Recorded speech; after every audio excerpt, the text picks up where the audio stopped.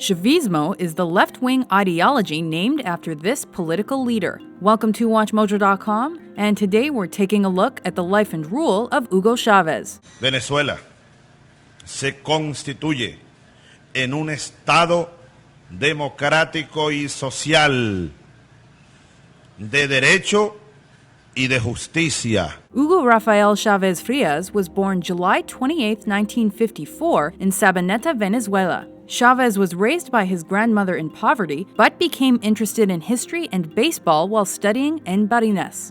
In 1971, Chavez enlisted at the Venezuelan Academy of Military Sciences. Because of his exposure to figures like Simón Bolívar, Karl Marx, and Che Guevara, his political views strengthened. He believed social justice was key to improving Venezuela's poor economic conditions. Following his 1975 graduation, the young army officer helped repress rebel groups like the Red Flag Party. However, Chavez's eyes were soon opened to the existing military and government corruption and the country's disproportionate wealth distribution that stemmed from Venezuela's oil reserves. Relating with the insurgents, he formed the Venezuelan People's Liberation Army to act as a bridge between the left-wing Red Flag and the right-wing Venezuelan government. Soon, Chavez was teaching at the military academy. By 1982, he founded the group eventually known as the Revolutionary Bolivarian Movement 200 and convinced many students to join.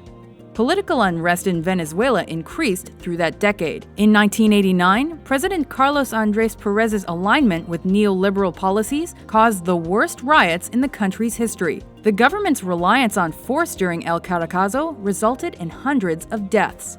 In 1992, Chavez and the MBR 200 undertook a coup d'etat known as Operation Zamora in an attempt to overthrow Pérez. Despite his failure and arrest, Chavez instilled his followers with hope through his televised Por Ahora, or For Now speech. Compañeros, lamentablemente, por ahora, los objetivos que nos planteamos no fueron logrados en la ciudad capital. After being liberated from jail by President Rafael Caldera in 1994, Chavez spread his idea of a Bolivarian social revolution throughout Latin America.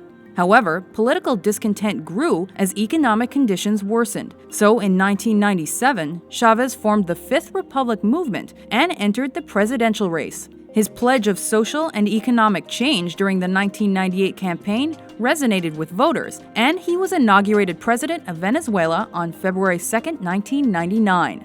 During his first term, Chavez appointed new government officials, launched the Plan Bolívar 2000 social welfare program for the poor, and unveiled his own radio and television shows. In December 1999, the country adopted a new constitution, which augmented protections for various groups, strengthened presidential powers in several government branches, and put the military in charge of national safety, among other adjustments. It also changed the country's name to the Bolivarian Republic of Venezuela. Venezuelans elected Chavez to a second term in 2000's mega-election in the hopes he'd end political corruption. However, by working closely with Cuban President Fidel Castro and condemning the U.S. invasion of Afghanistan, Chavez exacerbated ties with the Western world. George W. Bush.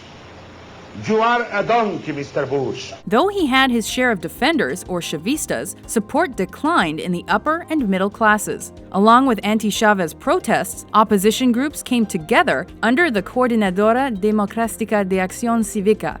A 2002 rally quickly turned into a violent struggle and resulted in Chavez's capture by the military. Nevertheless, he returned to power several days later. Resistance to Chavez's regime continued, including a national strike involving the state-owned oil company. Chavez then poured funds into social initiatives, which helped him win in the 2004 recall referendum.